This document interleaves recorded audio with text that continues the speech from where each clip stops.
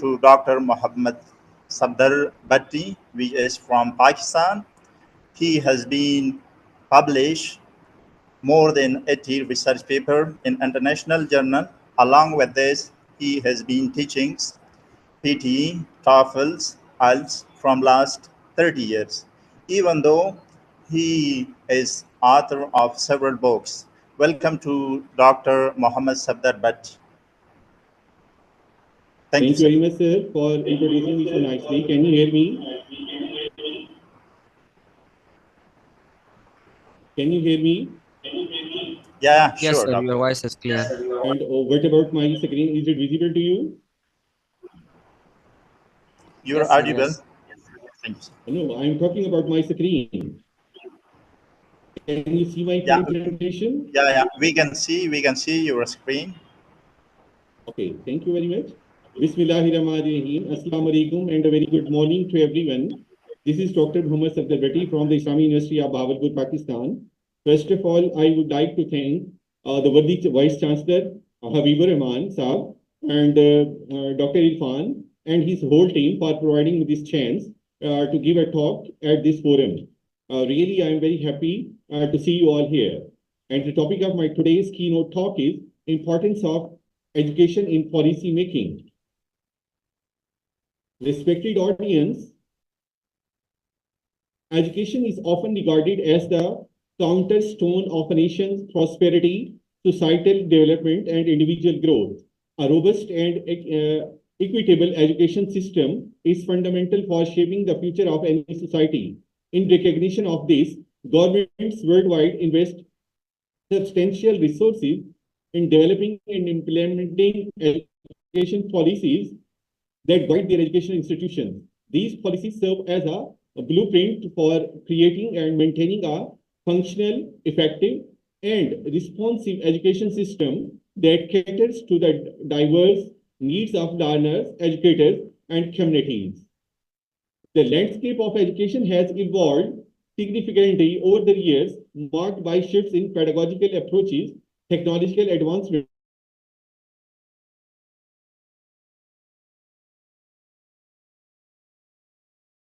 changing demands and challenge of the 21st century. The development of education policies plays a critical role in shaping the educational landscape, ensuring the equitable distribution of resources, fostering innovation, and addressing societal needs. Dear all, education policy can be defined as a set of principles, rules, guidelines, and laws formulated and implemented by governments, educational institutions, and other stakeholders to regulate and guide the provision of education. These policies outline the overarching vision, goals, and strategies for education within a specific jurisdiction. Education policies encompass a broad range of areas, including curriculum development, teacher certification, funding allocation, assessment and evaluation, school infrastructure, and much more. Education policies are not limited to the macro level, but also influence the micro level aspects of educational institutions. These policies serve as a framework for decision making and action at all levels of education system, from national or state authorities down to the individual schools. If we talk about the importance of education policy, dear all, education policy development is of paramount importance and its significance can be understood through several key aspects, which are ensuring quality education. My dear, education policy sets standards and guidelines that help and maintain the quality of education provided in schools and colleges. These policies establish curriculum framework, assessment methods, and teacher qualifications, all of which contribute to the quality of education. The second one is the addressing equity and access. My dear, education policies are instrumental in promoting equitable access to of education. They can address disparities related to gender, socioeconomic status, geographical location, and special educational needs, ensuring that all individuals have equal opportunity to access education is a central focus of many policies. Third point is fostering innovation and improvement. Effective policies encourage innovation in teaching and learning practices, educational technology, and curriculum design. They provide a framework for continuous improvement in the education system, pushing it to adapt and grow in a response to changing societal needs. Next point is meeting societal needs. My dear, education policies are developed to align education with broader societal goals and needs. This includes preparing a skilled workforce, nurturing informed citizens, and addressing pressing social issues such as climate change, health, and globalization. And the last point is global competitiveness. In an increasingly interconnected world, education policies can enhance our country's global competitiveness. By aligning education with the demands of the global economy, policies can help prepare individuals for success in international context. What is the nature of education policy? Idea. Education policy can be defined as a set of principles, rules, guidelines, and laws formulated and implemented by governments, education institutions, and other stakeholders to regulate and guide the provision of education. These policies outline the overchanging vision, goals, and strategies for education within a specific jurisdiction. Education policies encompass a broad range of areas, including curriculum development, teacher certification, funding allocation, assessment and evaluation, school infrastructure, and much more. These are some components of education policy. Vision and goals. Education policies begin by articulating the vision and long-term goals for the education system. This section provides an overcoming and overchanging perspective on what the educational authorities aim to achieve. Next point is objective and strategies. Within an education policy, specific objectives are laid out to achieve broader goals. Strategies, plans, and initiatives are then formulated to meet these objectives. This may involve changes in curriculum, teacher training, technology integration, and more. Curriculum framework. Basically, education policies often define the content and structure of the curriculum. They may specify the subjects to be taught, learning outcomes, and assessment. Component plays a significant role in shaping what students learn and how they are evaluated. Funding and resource allocation. My dear, allocation of financial resources is a critical aspect of education policy. It outlines how funds will be distributed to schools and education programs, ensuring equitable access and efficient use of resources. Teacher qualifications and training. Basically, policies related to teachers typically cover their certification, professional development requirements, and codes of conduct. These policies are crucial for maintaining a high-quality teaching workforce. Assessment and evaluation. Basically, education policies often dictate the methods of assessment and evaluation, which can include standardized testing, teacher evaluation, and methods for monitoring school performance. Inclusivity and equity. Many education policies aim to ensure equitable access to education for all the students, regardless of their socioeconomic background, race, gender, or ability. Inclusivity policies may encompass measures for students with disabilities, English language learners, and disadvantaged countries and the communities. These are the types of education policies. One is the curriculum policies. Second one is the teacher policies. Third one is the funding and finance policies. Fourth one is the inclusion and diversity policies. And the fifth one is the assessment and accountability policies. What is the process of educational policy development?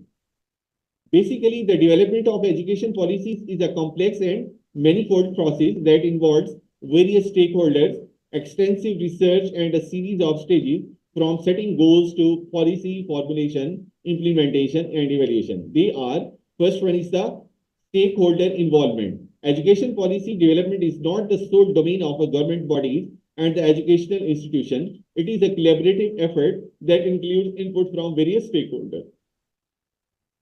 They can be government and policy makers, educators and schools, parents and communities, researchers and academics, and non-government organizations like NGOs, students, and the collaborative involvement ensures that policies are well informed and relevant and consider a wide range of perspectives and the needs. The second point is the research and data analysis. Basically, the foundation of effective education policy lies in thorough research and data analysis. Its key aspects are needs assessment, data collection, research and analysis, and the best practices. Next point is goal setting and objective formulation. Based on the research and stakeholder input, that basically this step is the policy development process is setting clear goals and objectives. These goals should align with the broader vision for education system and address the identified needs. Objectives must be specific, measurable, achievable, relevant, and time-bound. They must be very smart to guide the policies, implementation, and evaluation. And they are policy formulation, policy option, legal framework, cost benefit analysis, and the consultation. Next point is the implementation and evaluation. Once education policies are developed, they must be effectively implemented and continually evaluated to ensure that they meet their intended objectives. Its key steps are implementation planning, monitoring and evaluation, feedback and adaptation, sustainability. So now I would like to shed light over the trends and the challenges in education policy development. Dear all, present and the recent trends and challenges in education policy development are a dynamic field that continually evolves in response to emerging trends and challenges in the educational landscape.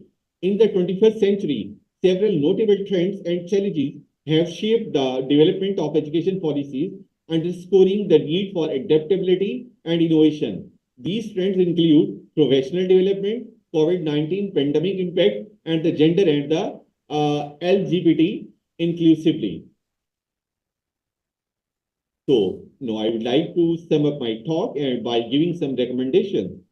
Dear all, the current study has delved into the critical realm of education policy development, emphasizing its significance in shaping the education landscape.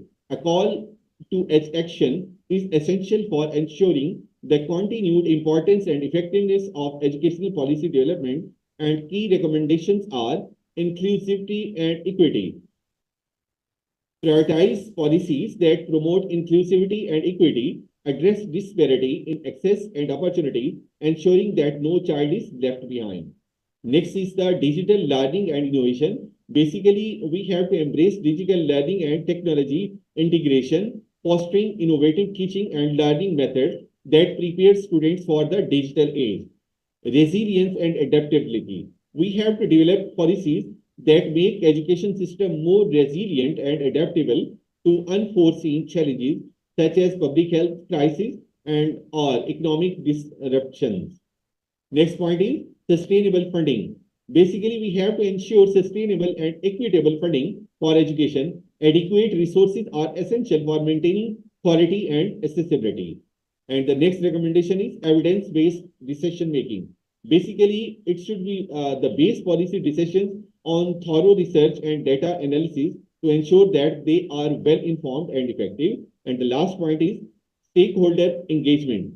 We have to continue to involve a wide range of stakeholders, including educators, parents, students, and communities in policy development to foster collaborative and comprehensive approaches. And these were some references from which I got the help. And thanks for your patience, please. And that's all, my dear, from my side. Thank you very much.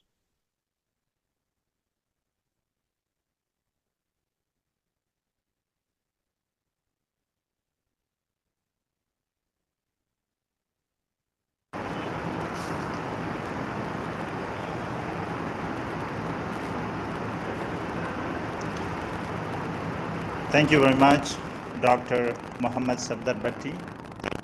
Dear audience, before we have one question from Dr. Anjum Qureshi, she will answer the questions after this. If you have any question from Dr. Muhammad Safdar Bhatti, he will answer as well. Thank you, Doctor. Thank you, Doctor, for your kind presentation and give a valuable time for us. Now, One participant have a question from Dr. Anjum Qureshi. Dr. Anjum Qureshi is here. If you answer to the questions, the question is, for your excellent presentations, I have a question regarding health policy in India subcontinent. Do you believe that this policy lacks inclusivity and fail to prioritize the grassroots inputs, thereby neglecting the real issue faced by citizens? We need a short answer, Dr. Anjum Qureshi. Thank you. Yeah, thank you. That was really a wonderful question. But actually, now India has improved a lot because earlier, when the policies came into force, some of them, one of the reasons why those policies couldn't work was that they couldn't study the real grassroots level. But now, this we have overcome this, and now the policies that are being implemented that are being done only after studying the grassroots level. So now we are not having that, but earlier it existed, and so I gave a suggestion that whenever the policies are being made, you should be studying the real problems that are existing at the grassroots level. Thank you for the question. Thank you, Anjum Qureshi, for your kind answer. Now we would like to move to a second speaker, which is